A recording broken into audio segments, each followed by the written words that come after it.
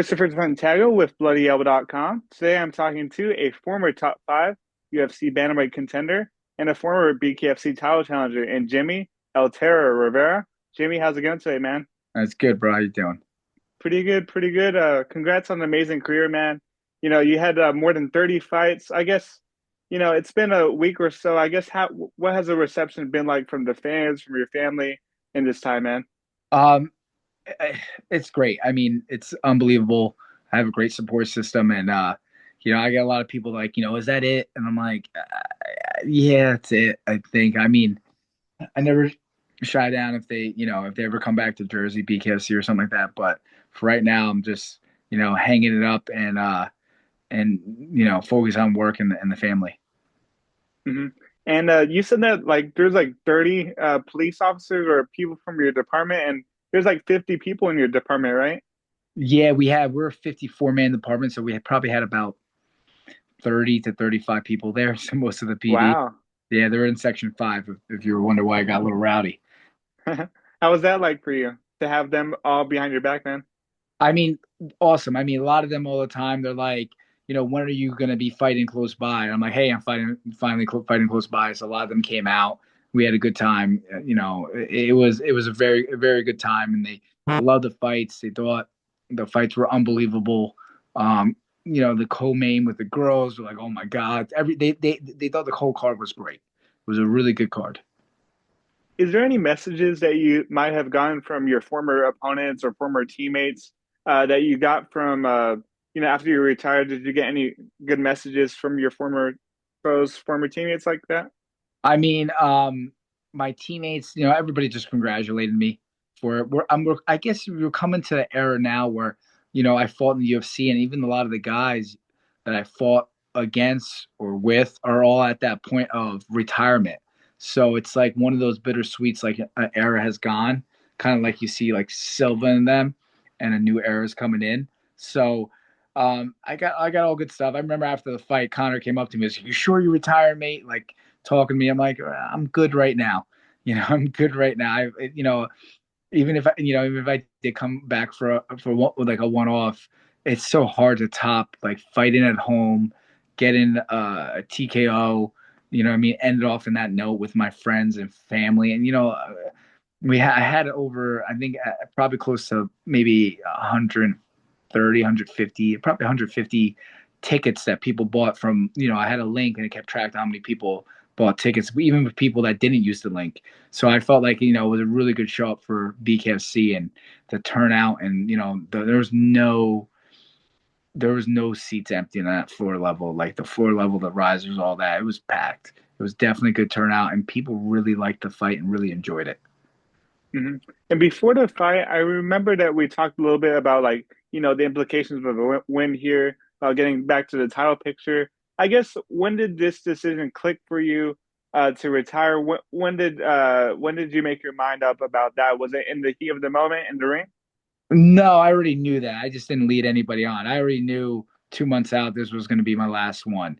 So I trained my ass off to make sure I got the win and that no matter who was facing. I mean, listen, at the end of the day, it was like a win-win fighting like a legend like Frankie and just going out there and showing what North Jersey is about was one of my primary goals to do. And I already knew then. I just didn't want to stumble. I feel like when people have that in their head and they talk about it a lot.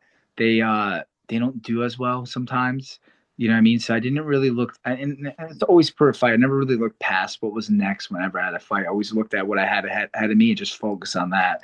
Because when you start looking past that, then you start losing focus on what you have to do at hand. So I knew 2 months out, I'm like, hey, this is gonna be my last one. And that my family and a small group of people knew that like this was gonna be my last one. And I kind of left it open ended. If they came back to Jersey BKFC, you know what I mean, and they were like, hey, would you want to do this and take this fight?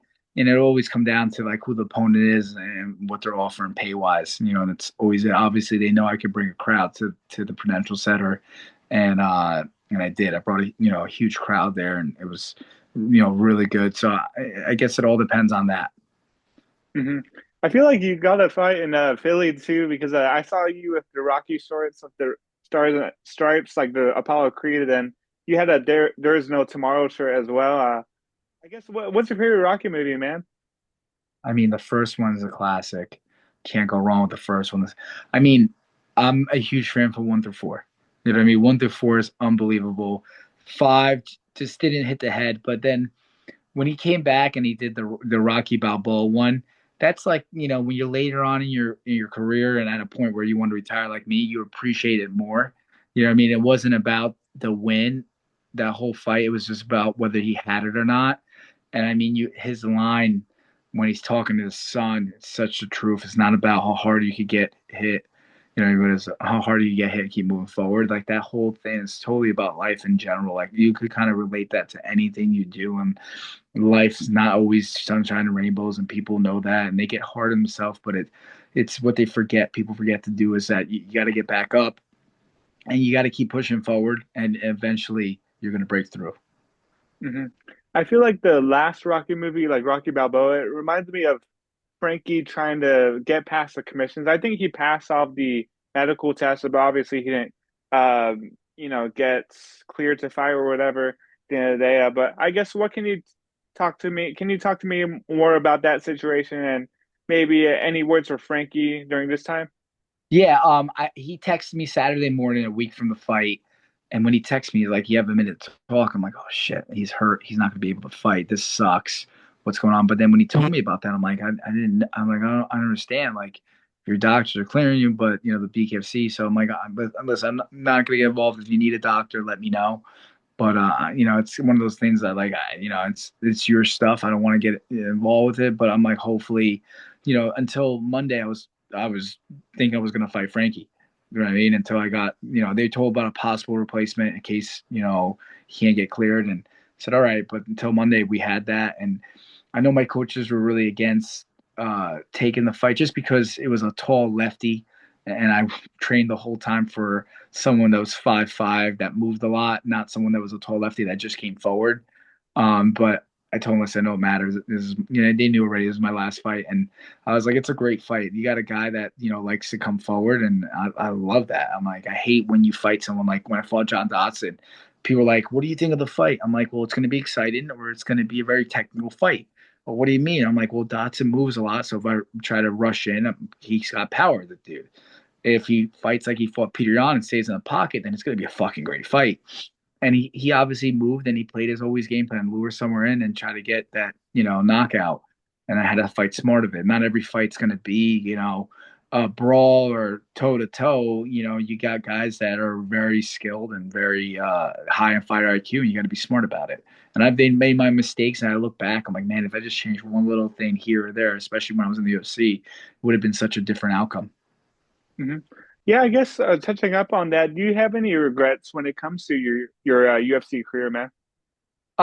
No, I learned a lot through it. I learned a lot about the business. I learned a lot about the do's and don'ts. You know what I mean? At the end of the day, I just tell guys all the time, whatever fight they give you in the UFC, you just got to take it. That's it. Take whatever fight they give you and keep moving forward and just figure out how to beat that person in front of you. It's not like, cut and dry, like if 1 versus 2 and 3 versus 4. I remember getting the call and like, hey, listen, Sean Shelby calls me like, I'm in the bathroom of my school, my old school in Gramercy in the city. He's like, I got 4 guys for you. And he names all 4 guys, and the fourth guy, he's like, oh, Uriah Faber. I'm like, oh, I'll take the Uriah Faber fight. In my head, I'm like, it's a win-win. If I beat him, I beat Uriah Faber. If I don't win, I'll fucking put on an exciting fight, and I got to go with someone that's a legend in the sport. And I know when Sean asked me right away, my response was Uriah Faber. He was kind of taken back about it. And I'm like, I don't think he was gonna. I don't think he thought I was gonna say that. But I'm like in my head, I'm like, I think Faber's gonna take this fight too. Like I said, Uriah. I remember last time he lost for the belt or for a title contendership, he fought Frankie Sands. I'm like, I'm ranked in the teens right now. If I beat this dude, I'm ranked in the top 5. This is a no brainer. Plus, his style's always been the same. He's never really evolved or changed it up. So I was like, all right, he's going to be heavy on his front leg. He's going to try to wrestle. He's going to try to grind it out. He's got a good guillotine. Stay away from that. Takedowns, I just got to stop his takedown. If I stop his takedown, I could beat him on the feet. So those are stuff going through my head. And then, people ask, like, like, you ever wonder how to beat someone? You watch someone that fought him that's similar to your style to beat him. I watched Aldo. Aldo and I think we have a similar style. a little different here and there, but Aldo just tore his leg apart in the WEC. So I watched that fight. I'm like, all right, it's simple. As heavy as his front leg, I'm just going to take that front leg out. You know what I mean? And call it a day. And I think from the Henderson fight and then from the Faber fight, I feel like, I got to give it to Henderson, but we kind of brought the calf kicks back where they were so devastated. So you saw the Sean O'Malley fight with Cheeto Vera. You saw me and Pedro fight with the calf kicks. Like he beat me to the punch, bro. Was basically fighting on one leg. Like you saw that come back a lot. And you see the flow of like MMA. You see stuff that's like, oh my God, like they say about this technique. And I'm like, nah, it's always been there. Just someone brought it back and started doing it on someone because it was really effective. Hmm. Uh, I remember the first fight or the first UFC event I went to was actually UFC 228. That was over your win over Dodson. I guess what is your favorite fight of yours, Jimmy, that you've had, and whether it's UFC or even outside of it? I, I think I gotta say my top three fights are um, obviously the Marcus Brimage fight was my first fight in the UFC. Worst weight cut ever. Aljamain Sterling was my second, but worst weight cut ever. I had 2 weeks to lose 14 pounds. But I went in there and finished Brimage in 90 seconds. It was just bittersweet. Just like get in there, freaking finish this guy in the first round and go all the way to Scotland, Glasgow to fight. Like it was just nothing was super easy, but I got it done and the weight cut was super hard. Another one obviously is a favorite fight, getting my hand raised, even though again I lost my eye in the second round. I almost lost my retina. I had to get retina surgery for it. But to be able to get my hand raised. So it was one of those things I enjoyed, but I didn't get to enjoy as much because I was literally in the hospital all night. They were checking on my eye, and I went to like a handful of eye doctors when I got back to Jersey. And then I went to the specialist. He's like, dude, your retina's hanging on by a thread. We're doing surgery right now. I'm like, do it. I don't want to lose my vision. And that fucked up my vision. Hmm. A lot Who? better, obviously. But that, and then obviously the last fight. Like the last fight's just, you know, not a every fighter doesn't really get to pick when they go out and how they go out. You know what I mean? I think the closest one you got is like the Dustin Poirier fight, and he looked great. He was just this far away from winning his last fight. And everybody knew it was his last fight, and he put on a great show. Even though he didn't win, he won the fans. Sometimes you win a fight or you lose a fight, but you win the crowd, and this happened to me before. And I lost a fight, but the crowd was like fucking rooting for you. So being able to do that last fight in my hometown and in front of the crowd and to go out with a TKO, that's fucking awesome. Hmm. I know Frankie. I know you wanted to fight Frankie Edgar, but I feel like there's a few other fighters that you were so close to fighting. Is there anybody that sticks out to like somebody that you wish that you fought but you never did? You know what? You say that now, and what comes to my head is, who would probably do really good in the sport. I don't know where he is now. To be honest, I think he might be in one, or I don't know what he's doing. Was John Lineker? I don't know when the last time John Lineker fought. That would have been a great fight. Yeah. Obviously, fighting, Dominic Cruz, but Dominic Cruz would never come to this. I honestly don't think Dominic Cruz would do well in this. He's not a boxer. He can move and do all that shit, but he can't. It's a different breed. You got to be made for it. Mike Perry is just made for it. You know what I mean? I give a great example of him. Eddie Alvarez, he's one of those guys that grind it out and I can fucking do it. Chad Mendes, I thought he did a great job. You know what I mean? Came up short with Eddie, but that's because I trained with Eddie to get ready for this fight. I'm the perfect partner for Eddie for that training partner for that fight. Frankie, if he ever ends up doing it, he would be a perfect person. Just one of those guys that fucking grinds it out. And then I'm trying to think who else came from the UFC that just did unbelievable. You know what I mean? Michael Van Page didn't do bad, but you're going against Mike Perry, who this is bred for him. Ben Rothwell's been a huge one that's been unbelievable, doing a great job. Dotson, I saw Dotson, and my first remark is, bro, congrats. And I don't know how you're still fighting on 125. Like, I can't believe he's still cutting down to 125 to fight, but he would be one. Um, Man, I mean, if I had to pick someone, if I really wanted to fight someone, it would either be TJ, Cruz, or even the Lineker fight. That would be a fucking war if Lineker came in. I don't know off the top of my head when he fought last or what he's doing, but that would be like I feel like he's one that's super made for a fight like that. I mean, uh, guy could take a shot and give a shot, so I think it's kind of his sport. Hmm. And what's crazy too is you were booked to fight Cruz at UFC 219. Then he pulled out. Then Lineker pulled out as well. So I mean, and I mean, that's pretty crazy to think about, right? I dude, it was unbelievable. It was one of those things that like I was about to like I was literally at the airport and they're like, ah, we don't know, and like they're giving me a hard time. I'm like, dude, I got all these people reaching out that'll fight me. Just give me one of them. And just the reason why was because they weren't ranked. And I'm like, dude, it doesn't matter. Like I just spent 2 months. Just give me a fucking guy. Let's do it, you know? And like, nah. So it was one of those things that kind of sucked. Like I went out there and it was like, all right, I guess I'm not fighting. I was there. I'm like, this sucks. Um, yeah, I mean, there's been those fights I think of like it never happened. It should happen, or even I had a chance last minute to fight TJ Dillashaw. I actually wish I took that because I listened to my coaches at the time and I was like, yeah, no problem. Even though I'm in great shape and I feel good, all right, I'll say no to the fight. But that was one of the fights I'm like, yeah, fuck yeah, I'll take that fight and beat him. So it's a win-win fighting someone like that and getting in there. I'm like, fuck yeah, that would be awesome. And when was that? This is going back when the UFC. This is I don't even know. This is going way back that they got offered it, and my coach was like, "No, turn it down." And that was like one of the things. This fight too. I was like, "Listen, I'm taking this fight. You can't convince me. Just be my corner," which they were, and back me and cover it. We literally worked on game plan in the locker room.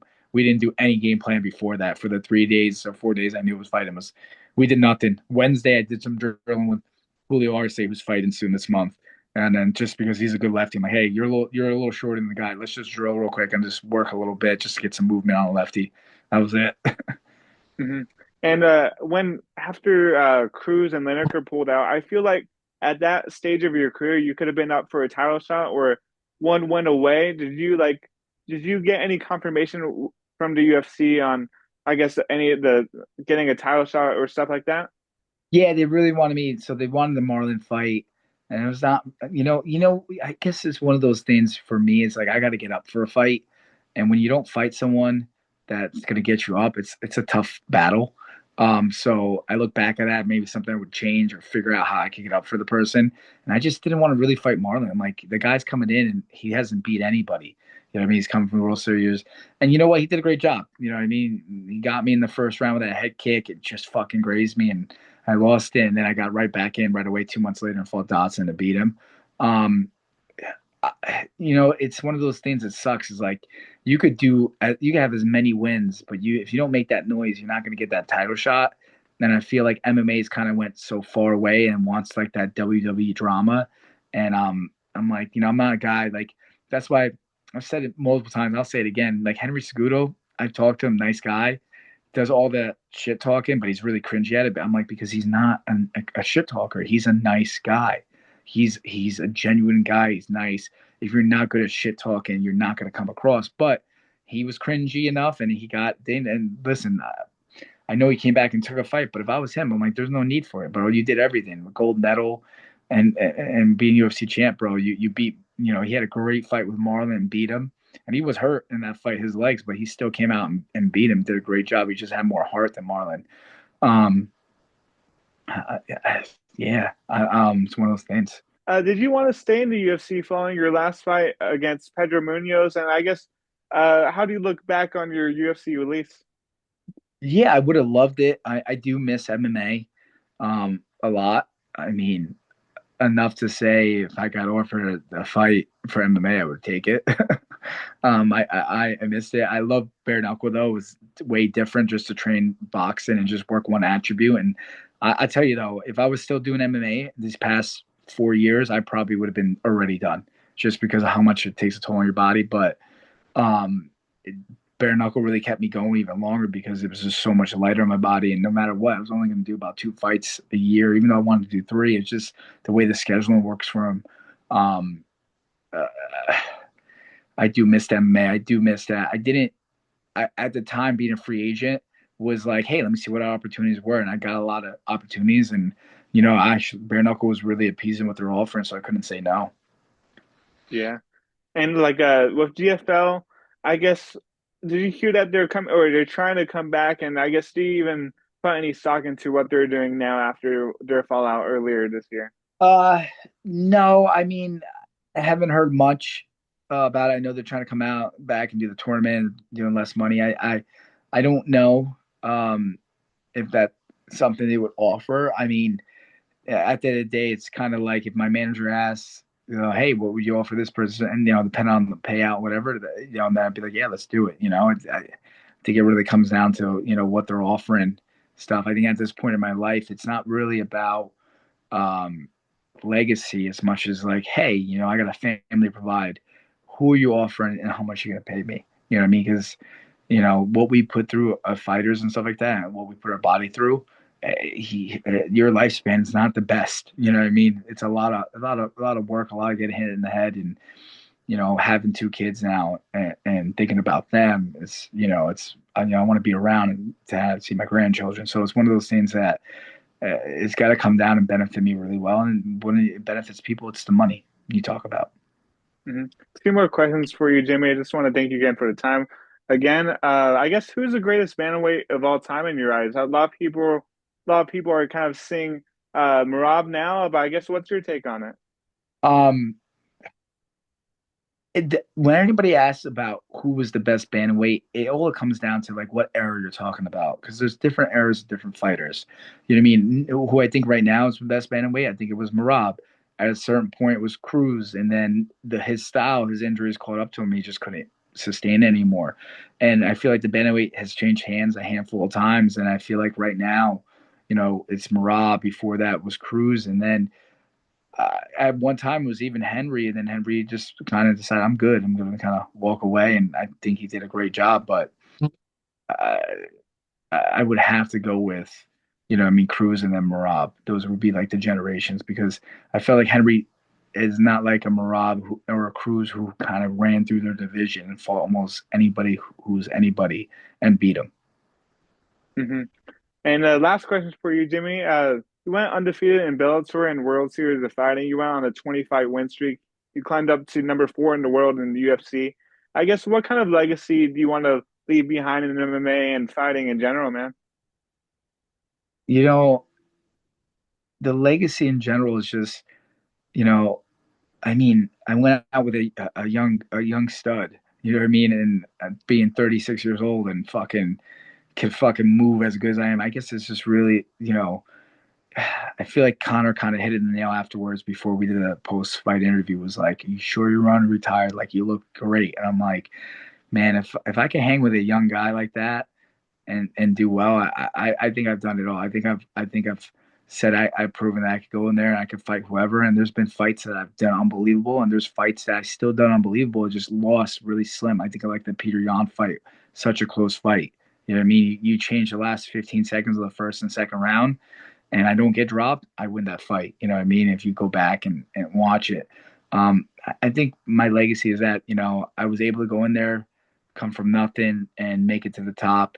Just unfortunately be short of winning a world title in the UFC, but I'm proven that I could hang with the best and beat the best.